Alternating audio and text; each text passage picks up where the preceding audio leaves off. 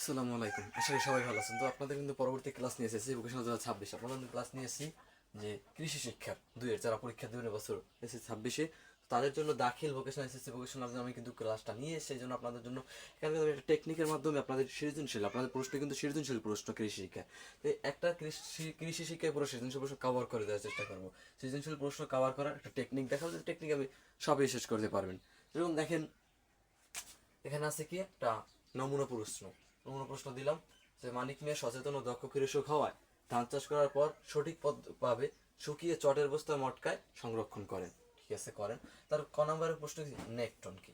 Nekton কি আপনারা দেখেন এখানে একটা বিষয় মাথায় রাখবেন, সবসময় কিন্তু ক নম্বরটা আপনার মুখস্থ করতে হবে, এটা জাস্ট মুখস্থ করতে হবে। আর খ নম্বর যে খৈল পানিতে ভিজিয়ে রেখে ব্যবহার করতে হয় কেন, এটা কিন্তু আপনার বইতে আছে। আপনার বই কৃষি শিক্ষা বই, আপনি বই যদি ভালো মতো একটু রিডিংটা পড়বেন আপনি প্রশ্ন কোনো ব্যাপারে মুখস্থ করার কোনো প্রয়োজনই পড়বে না। কিন্তু মুখস্থ ছাড়া আমি টেকনিকটা দেখাবো খালি আপনাদের।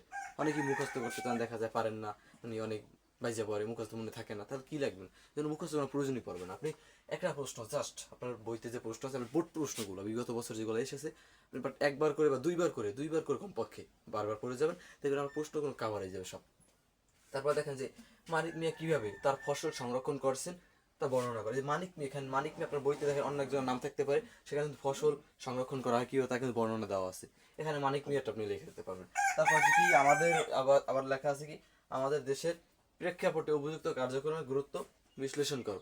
এখানে কিন্তু সেই একই রকমের, এখানে কিন্তু একই রকমের। তারপরে কিন্তু আমাদের দেখা যায় যে আমরা কিন্তু ইতিমধ্যে পারছি যে দেখেন এই ক্লাসটা আপনাদের আনার মূল কারণই হয়েছে একটা কি, আপনারা অনেক সৃজনশীল প্রশ্নগুলো মুখস্থ করার ভয় অনেকে মুখস্থ করেন না, পড়েন না। এই জন্য মুখস্থ করার প্রয়োজনই পড়বে না, কারণ আমরা পরীক্ষা দিয়েছি, আমি ক্লাস 10-এ পড়ি, সুতরাং আমি আপনাদের মতোই আছি, আপনাদের জুনিয়র যদিও, তারপর আমি ইনশাল্লাহ এগুলো ধারণা আছে। এই জন্য আপনারা কিন্তু সুন্দর মতো এগুলো কিন্তু নির্ণয় করে ফেলতে পারবেন। কারণ এগুলো কি দেখেন আপনি সৃজনশীল প্রশ্ন আপনি দুই একবার তিনবার কমপ্লিট একটা সৃজনশীল প্রশ্ন পড়েন, বোর্ড প্রশ্ন করার প্রত্যেকটা বই কভার করে কিন্তু সময় লাগবে না। সৃজনশীল আপনি পরীক্ষা পড়বেন, একটু মনে করে আপনি সব লিখে দেন। সৃজনশীল মানে কি, সৃজনশীল মানে নিজের চিন্তা ভাবনা দেখুন মুখস্থ তৈরি করা। আপনাদের এখানে সৃজনশীল মুখস্থ করতে তারা বলে নাই, কিন্তু পাঠ্য বইটা ভালো মতো পড়বেন, তারপর আপনাদের যে সহায়ক গাইড প্রাইম গাইড আছে সেগুলো দেখে কিন্তু আপনি ভালো করে মুখস্থ করে পারতেছেন, তাহলে এগুলো কিন্তু সম্পূর্ণ ক্লিয়ার করে ফেলতে পারবেন। আশা করি সবাই বুঝতে পারছেন। এরকম কিন্তু এই নমুনা প্রশ্ন আমি একটা দিলাম, অনেক প্রশ্ন আছে, আপনি এগুলো দেখতে পারেন। এটা নমুনা প্রশ্ন জাস্ট, আপনি এগুলো এই যে টেকনিকটার মাধ্যমে আপনি কিন্তু সব কমপ্লিট করে ফেলতে পারেন, এই যে সৃজনশীল প্রশ্নগুলো সব।